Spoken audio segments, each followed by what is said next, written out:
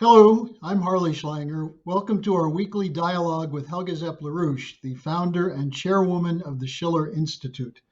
Today is February 11th, 2022. Helga, we just had a very important event yesterday, co-sponsored by the Schiller Institute and the Russian International Affairs Council on the question of solving the humanitarian crisis in Afghanistan. It was almost 2 hours. It was a lot of back and forth. And I think our viewers would like to get a sense of your impression of how the event went. Well, I think it was very important because, we must have an international limelight on the greatest humanitarian crisis on the planet. And I think that helped and contributed because, we appealed to many people to watch it all over the world. We already have the first reactions coming from Latin America, from China, from the US.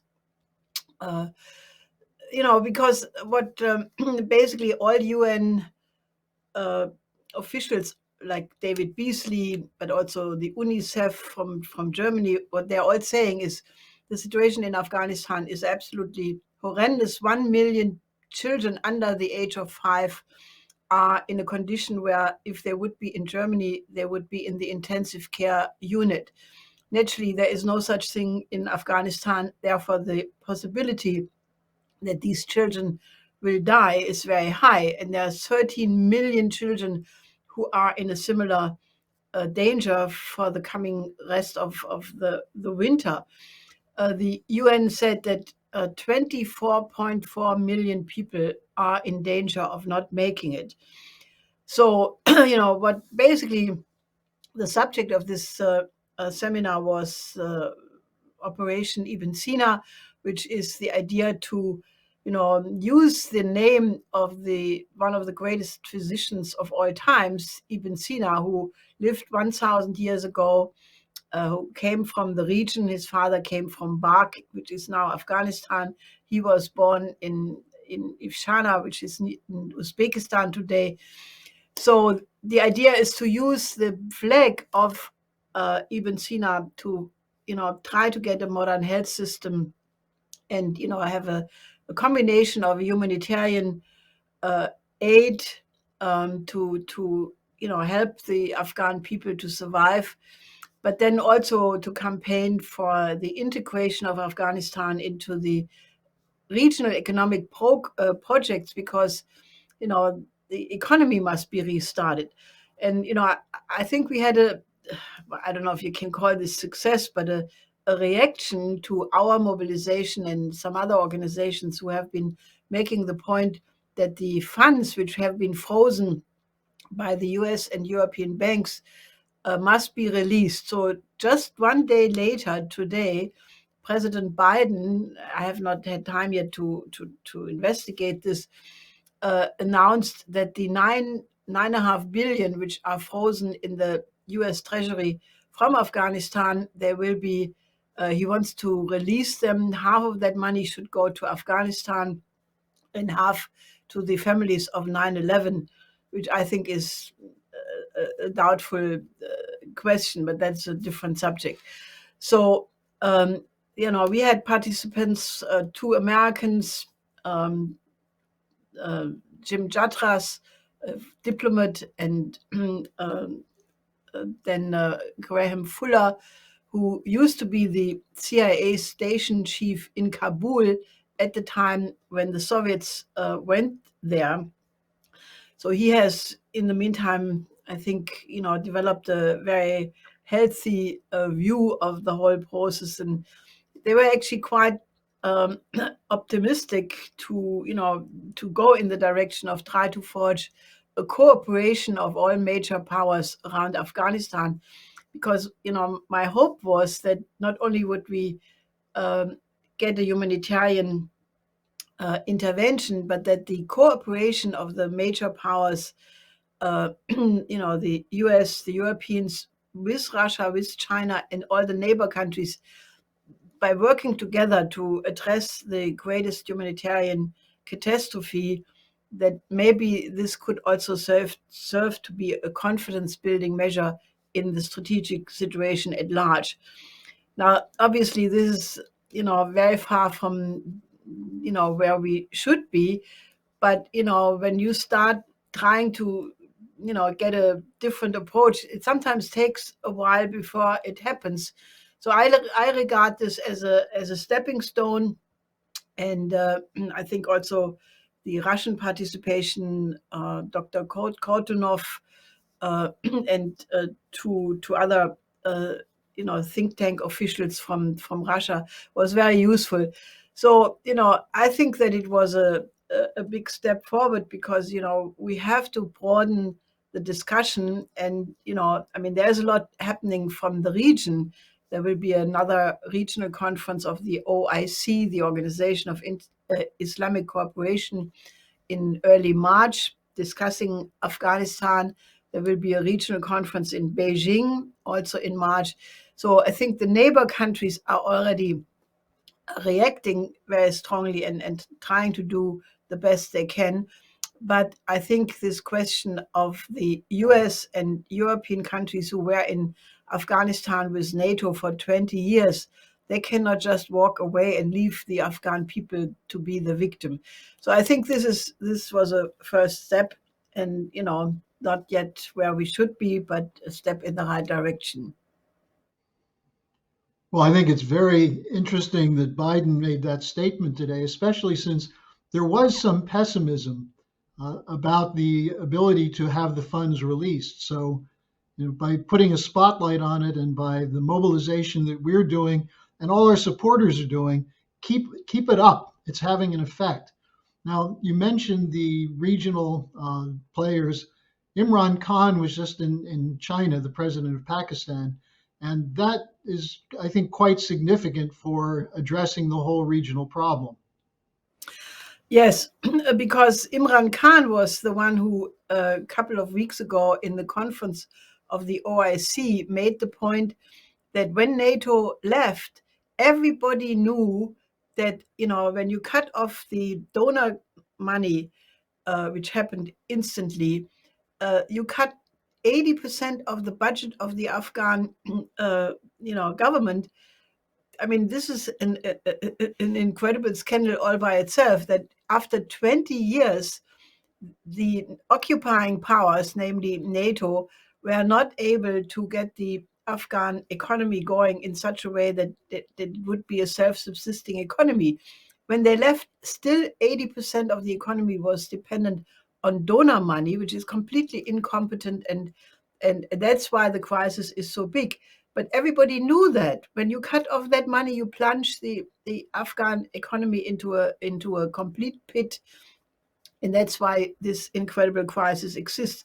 So I think it just highlights the moral obligation of the West to not just walk away, but to indeed now come and help to remedy a situation they have in large part caused to happen. So I think Imran Khan has a very good attitude. He also made a very important initiative in the context of his visit to China, namely that he proposes that Pakistan should mediate between the United States and China. Because he said the relationship between these two countries is extremely important, and Pakistan does not want to be put in a situation where it has to choose one side or the other. And therefore he sees himself as a mediator. And I think that is exactly what more countries should do, because if there would be a whole chorus of countries saying we don't want to be in either bloc or the other bloc, that would really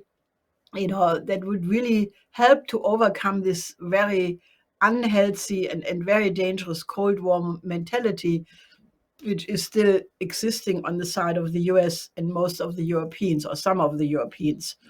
So I think the role of Pakistan is right now very, very important.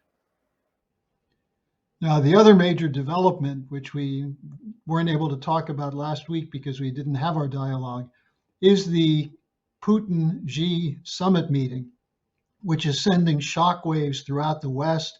There are articles appearing with some people in great trepidation, like the head of the Atlantic Council. This is the end of the unipolar order.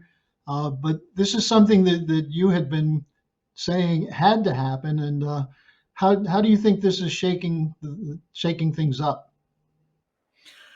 I think it is shaking things up for good, and you can tell.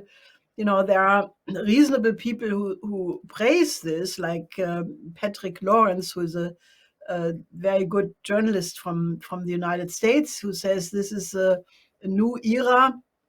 And actually, when you read the text, this was the agreement which was made between Xi Jinping and Putin at the beginning of the Olympic Games in Beijing.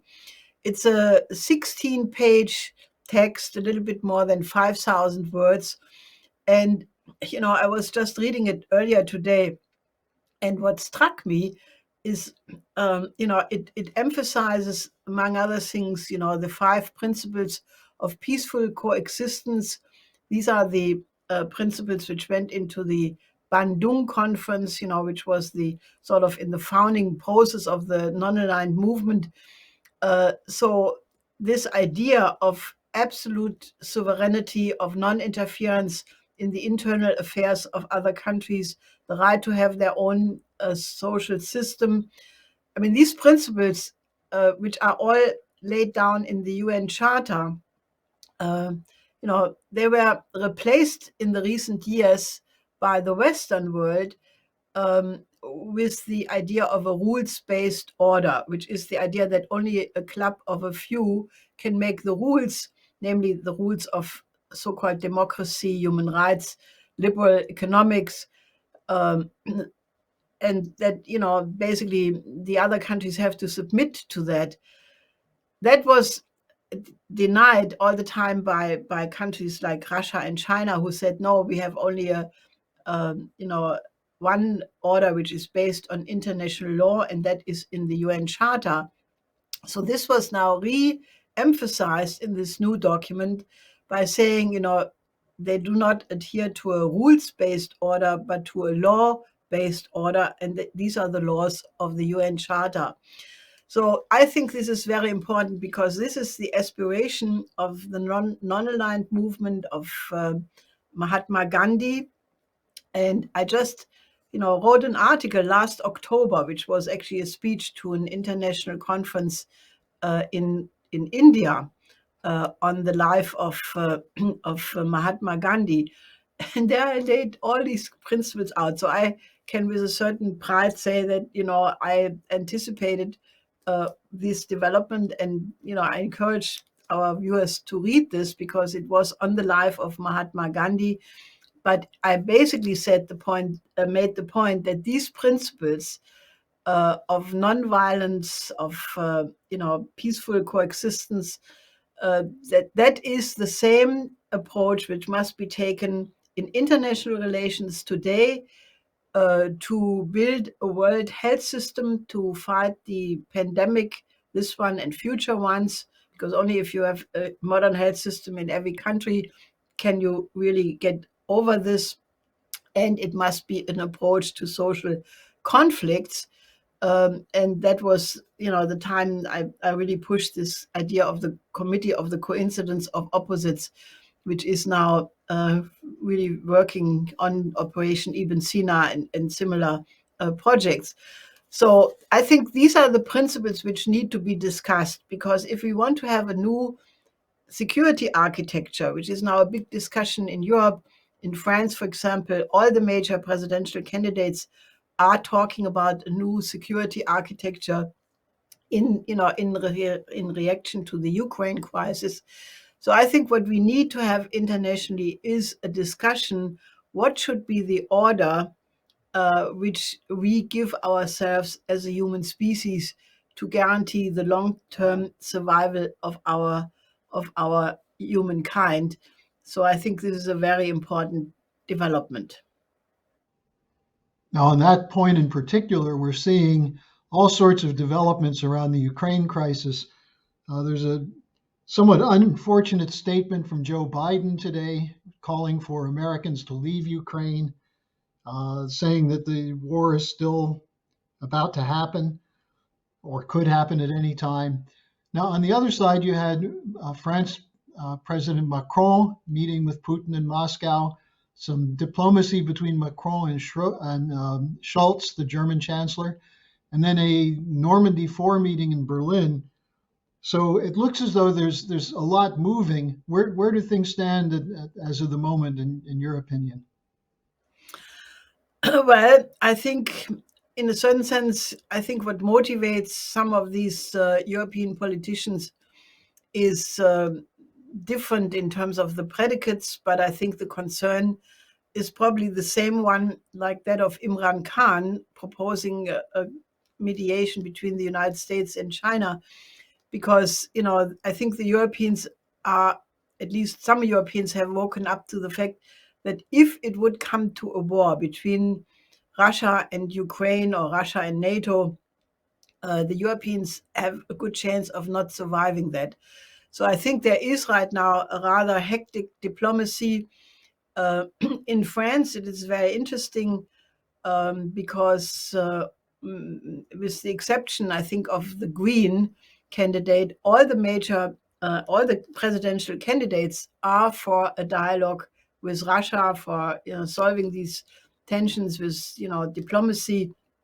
And as you said, Macron was actually in Moscow, and he met almost 6 hours with President Putin. And I think, from the little which came out, what was said by both Macron and Putin, because they spoke mostly all by themselves with only one translator there, was that, I think Putin made it very clear that if the Europeans are drawn into a war, which they would not necessarily like to be in, it would be, a big war. And, I think that shook Macron up. And I think he is right now, obviously also in the context of his own presidential campaign,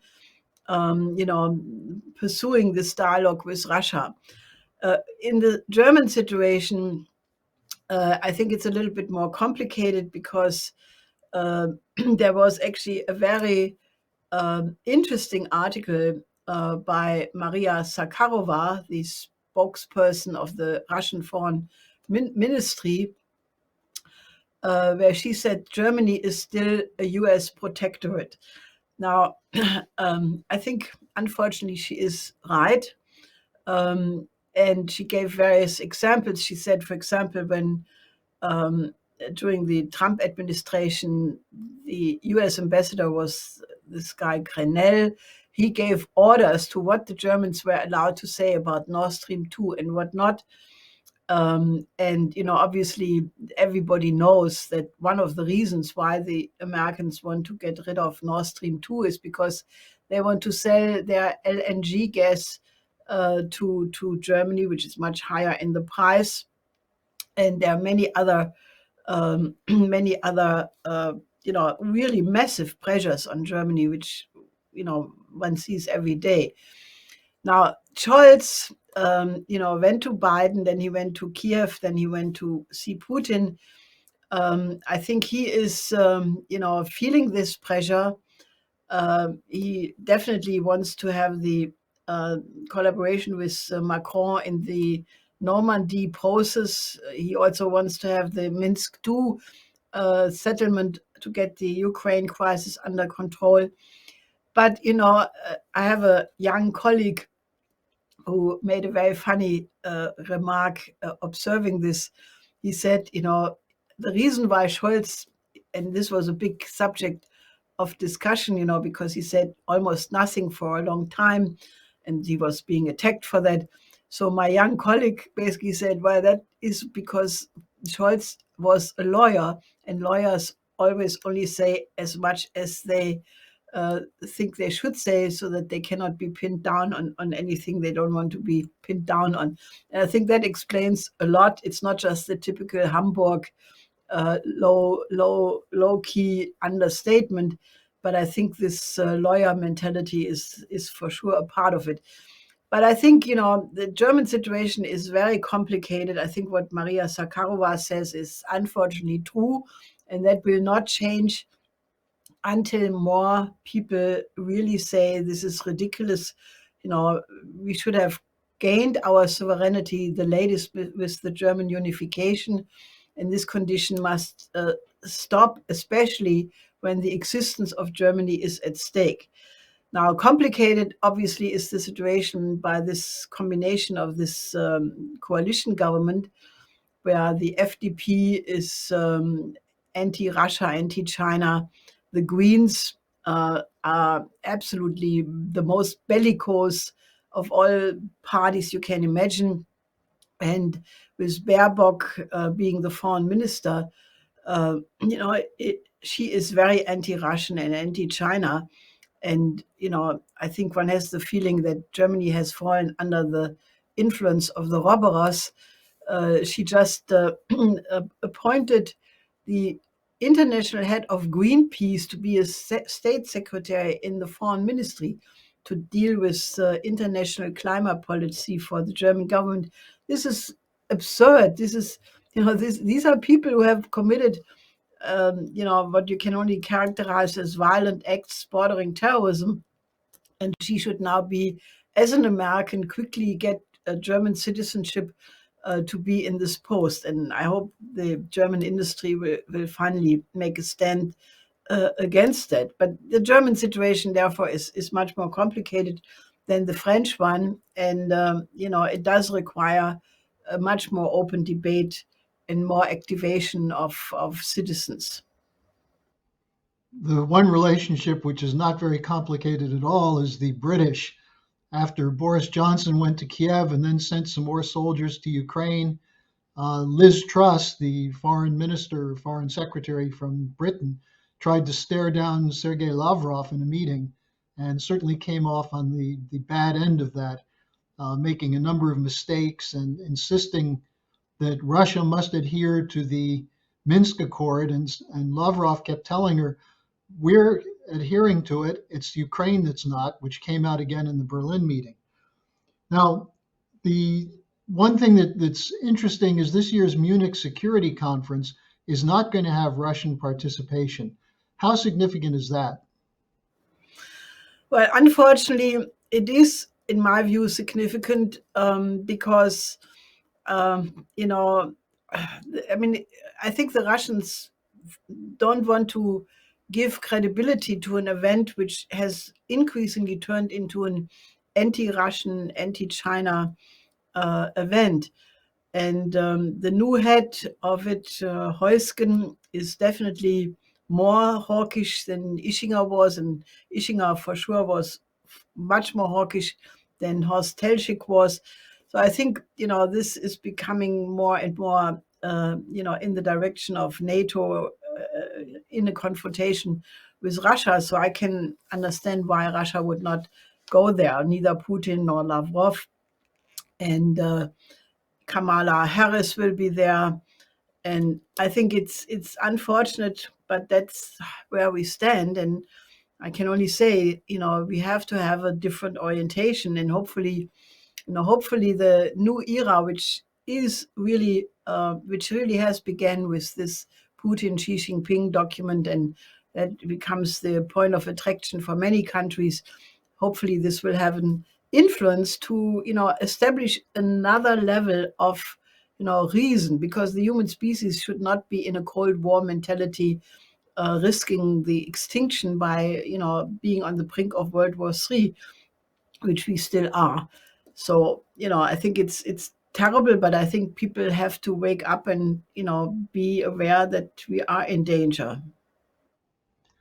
Well, one opportunity that is available to look at the idea of cooperation and the competition on a really important scale is the Olympics, which has been turned into another Cold War venue from the standpoint of the West.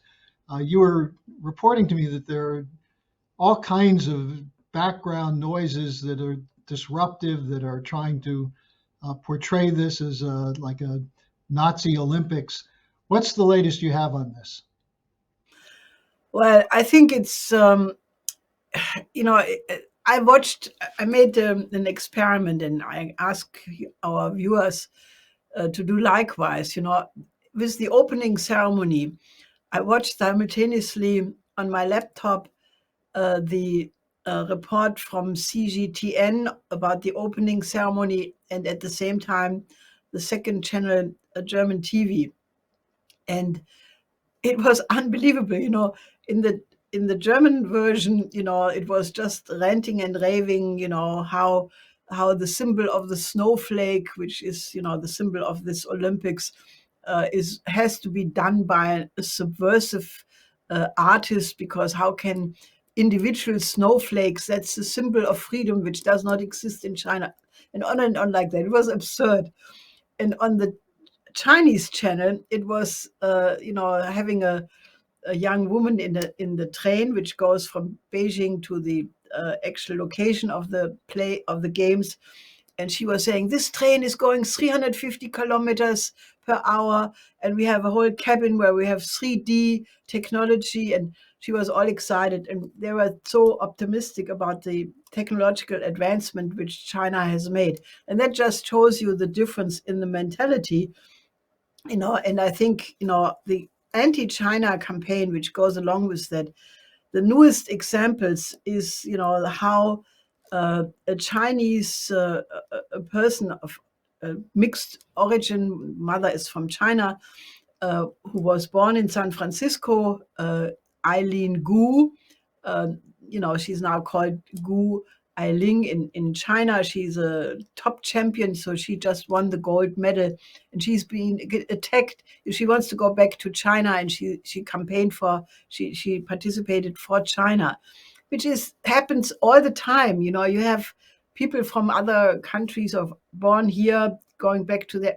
It's not a big deal, but because it's China, they make a huge campaign out of it, and it is absurd. And I think people should really look at this anti-China hysteria as a absolute absurd development. The same naturally goes against Russia, where you had this Kalima Valieva, a 15-year-old young girl, still a girl, and she had this absolutely incredible performance. Beautiful. She is just like a butterfly, like a powerful butterfly, but she radiates beauty and uplifts people. So she won the gold medal, and then one day after that, somebody found out that she supposedly tested positive on some non-allowed substance on the 25th of December. So it took them more than 4 weeks to come out with this lab result, which was the only one. She was tested all the time negative. But I think there is a big question. Why do you need more than 4 weeks to come out with such a result? And I think some people cannot help themselves in their viciousness in trying to destroy everything beautiful which exists. So I just would like to really support the two sports champions, because they need support and they should do what they do, and politics should not intervene that, because the very idea of Olympics was that it lifts people above this low level and shows the collaboration of countries, and that should be the spirit of the future. I think we can end on this. Speaking of people who can't help themselves, we have the lamentable Ned Price, the spokesman for the State Department, caught in a lie unexpectedly by a reporter.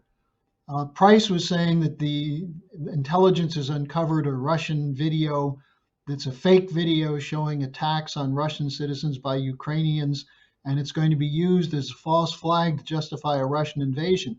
So the AP reporter said, "Where's the evidence?" And Price looked stunned to be questioned and just said, "Well, I just gave it to you." And he said, "No, you didn't give me any evidence. You just said it." And Helga, this has gone viral. I think this does show in a very clear way what's been going on the last 20 years with these fake sources, lies, fabrications. And I think this is having an impact, don't you? Yeah, I watched this and it was actually indeed hilarious because then even the reporter of CNN said, "This is our job as journalists to ask these questions. After all, we were lied to with the weapons of mass destruction in 2003 in respect to Iraq." So I think, if people would just have the courage to speak out and not be subdued by, fear, I think we would be in a much better position to shape a good future for the world. So I want to encourage you, our viewers, to work with us, work with the Schiller Institute, become a member, help us to shape the future and not just comment on it. So that is my word to you. And we have an event coming up a week from tomorrow, another major conference, and I'd like to urge people to sign up for that as soon as you can at theschillerinstitute.com. So Helga, we've covered a lot. The world is definitely changing. And the question is, can we get enough good people to work with us to make sure those changes can be realized? So thanks for joining us, and we'll see you again next week. Till next week.